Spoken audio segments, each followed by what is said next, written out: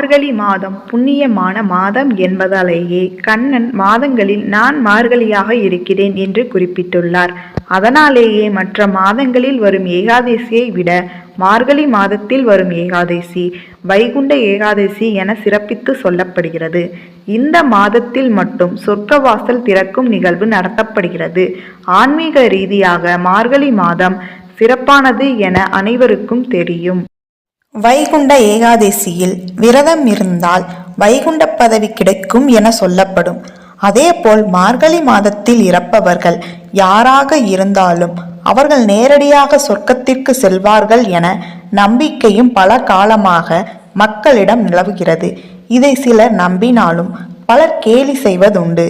இந்த நம்பிக்கை ஏற்படுவதற்கான காரணம் என்ன என்பதை இங்கு தெரிந்து கொள்வோம். மார்கழி மாதம் பனிக்காலம் என்பதால் இதில் விதை விதைப்பது போன்ற விவசாய பணிகள், திருமணம் போன்ற சுபகாரியங்கள் எதையும் செய்ய மாட்டார்கள். இதை பக்திக்குரிய மாதம் என பெரியவார்கள் குறிப்பிட்டுள்ளனர். இந்த மாதத்தில் விதைக்கப்படும் விதைகள் முளைக்காது.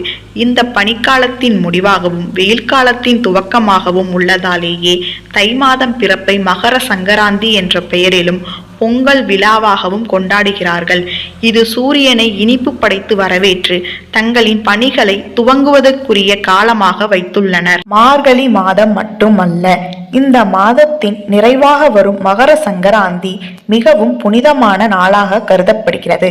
இந்த நாளில் எவர் ஒருவர் பூஜை, மந்திர பாராயணம், தான தர்மங்கள் உள்ளிட்ட எதை செய்தாலும் அது மிகப்பெரிய புண்ணிய பலனை தருவதாக கருதப்படுகிறது. இந்த நாளில் எவர் ஒருவர் கங்கையில் நீராடுகிறாரோ அவர் தனது வாழ்நாளில் தெரிந்தும் தெரியாமலும் செய்த பாவங்கள் அனைத்தும் நீங்கிவிடும். மார்கழி மாதத்திலும் மகர சங்கராந்தி நாளிலும் பித்ரு தர்ப்பணம், பிண்ட தானம் வைப்பது மிகவும் சிறப்பானதாகும். இது நம்முடைய முன்னோர்களுக்கு மோட்சத்தை தரும் என்கிறார்கள். மார்கழியில் இறந்தால் சொர்க்கம் கிடைக்குமா? மார்கழி மாதத்தில் விரதம் இருந்து வழிபட்டாலும் இந்த மாதத்தில் வரும் ஏகாதசியில் விரதம் இருந்தாலும் அவர்களுக்கு சொர்க்கம் கிடைக்கும் என சொல்வார்கள். அது மட்டுமல்ல, மார்கழி மாதத்தில் இறப்பவர்களுக்கு நேரடியாக சொர்க்கத்திற்கு செல்வார்கள். அதுவும் சொர்க்கவாசல் திறந்திருக்கும் காலத்தில் இறப்பவர்கள் நேரடியாக சொர்க்கத்திற்கு செல்வார்கள் என நம்பிக்கை பலருக்கும் பல காலமாக இருந்து வருகிறது. இது உண்மைதானா? எதற்காக இது சொல்லப்படுகிறது என்பதை தெரிந்து கொள்ளலாம்.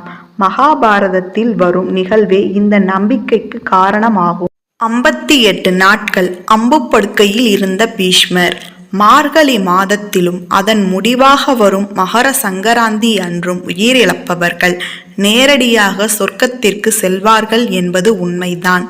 ஆனால் எந்த நேரத்தில் இறக்கிறார்கள் என்பது மிக முக்கியம். இதுவே அவர்கள் முக்தி அடைகிறார்களா அல்லது மீண்டும் பிறப்பெடுக்கிறார்களா என்பதை நிர்ணயிக்கிறது. இதற்கு பிதாமகர் பீஷ்மரின் கதையே உதாரணம். மகாபாரத போரின் போது அர்ஜுனன் எய்த அம்புகளால் வீழ்ந்த பீஷ்மர் உடனடியாக உயிர் இழக்கவில்லை. எப்போது விரும்புகிறாரோ அப்போது மட்டுமே அவரது உயிர் உடலை விட்டு பிரியும் என பீஷ்மர் பெற்ற வரத்தால் அம்பு படுக்கையில் 58 நாள் இரவுகள் இருந்தார். பாண்டவர்கள், கௌரவர்கள் உள்ளிட்ட அனைவரும் அவரை அம்பில் இருந்து விடுவிக்க முயற்சித்த போது அவர் அதை மறுத்துவிட்டார். பீஷ்மரின் தலைக்கு பட்டு தலையணை தர முன்வந்த போதும் அதை மறுத்த பீஷ்மர் தனது தலைக்கு ஆதரவாக 3 அம்புகளை வைக்கும்படி அர்ஜுனனிடம் கேட்டுக்கொண்டார். பீஷ்மரின் தாகத்தை தீர்க்க மண்ணில் தனது அம்பினால் அர்ஜுனன் குத்தியதும் அதிலிருந்து கங்காதேவி வெளிப்பட்டு தனது மகனின் தாகத்தை தீர்த்தாள். அம்புப்படுக்கையில் இருந்தபடி தர்மனான யுதிஷ்டனுக்கு பீஷ்மர் உபதேசங்களே பீஷ்மநிதி எனப்படுகிறது. அதேபோல் பீஷ்மர் கிருஷ்ணரை போற்றி சொன்ன 1000 நாமங்களே விஷ்ணு சகஸ்ரநாமமாக கொண்டாடப்படுகிறது. உத்தராயண தாட்சணாயன காலம். சூரியன் தெற்கிலிருந்து வடக்கு நோக்கி பயணிக்கும் தை முதல் ஆனி வரையிலான 6 மாத காலம் உத்தராயண காலம் என அழைக்கப்படுகிறது. இது தேவர்களின் பகல் பொழுது. ஆடி முதல் மார்கழி வரையிலான 6 மாதங்கள் சூரியன் வடக்கிலிருந்து தெற்கு நோக்கி பயணிக்கிறார். இதை தாட்சணாயன காலம் என்கிறோம். இதை தேவர்களின் இரவு பொழுதாகும். தேவர்களின் பிரம்ம முகூர்த்த காலம் என சொல்லப்படும் மார்கழி மாதத்தில் வரும் தேய்பிறையில் இரவு நேரத்தில் எவர் ஒருவர் உயிரை விடுகிறாரோ அவர்கள் சந்திர உலகத்திற்கு செல்கிறார்கள். இவர்கள் மீண்டும் மறுபிறவி எடுத்து பூமிக்கு வருகிறார்கள். 58 நாட்கள் பீஷ்மர் காத்திருந்தது ஏன்? உத்தராயண காலம் எனப்படும் வளர்பிறையில் சூரிய உதயமாவதற்காகவே பீஷ்மர் 58 நாட்கள் அம்பு படுக்கையில் காத்திருந்தார். வளர்பிறை அஷ்டமியில் சூரிய உதயத்திற்கு பிறகு உயிரை விட்டதாலேயே அவர் மோட்சத்தை அடைந்தார். அதனாலேயே மார்கழி மாதத்தில் வரும் வளர்பிறை அஷ்டமியில் பீஷ்மாஷ்டமி கொண்டாடப்படுகிறது. பீஷ்மரின் மரணத்தை அடிப்படையாகவே வைத்தே மார்கழியில் இறப்பவர்களுக்கு மோட்சம் கிடைக்கும் என சொல்லப்படுகிறது. ஆனால் மார்கழியில் இறக்கும் அனைவருக்கும் மோட்சம் கிடைத்து விடாது. மார்கழியின் உத்தராயண காலத்தில் உயிர் விடுபவர்களுக்கு மட்டுமே மோட்சம் கிடைக்கும். யார் சொர்க்கத்திற்கு செல்ல முடியும்? பூத உடலிலிருந்து வெளியேறும் ஜீவாத்மாவானது ஒன்று பித்ருலோகம் அல்லது தேவலோகத்தை அடையும். தேவலோகம் என்பது பிரம்மனுடையது. இங்கு செல்லும் ஆத்மாக்களுக்கு மறுபிறவி என்பது கிடையாது.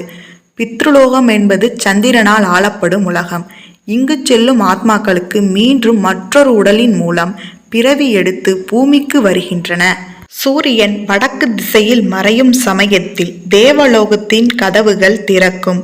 உத்தராயணத்தின் முதல் நாளில் பீஷ்மரின் உயிர் அவரது உடலை விட்டு பிரிந்ததாலேயே அவர் மோட்சத்தை அடைந்தார். மாத்ருலோகத்திற்கு நேரடியாக செல்ல அனுமதிக்கப்பட்டார். இது மகாவிஷ்ணு குடியிருக்கும் வைகுண்டத்தை விட உயர்ந்ததாக சொல்லப்படுகிறது.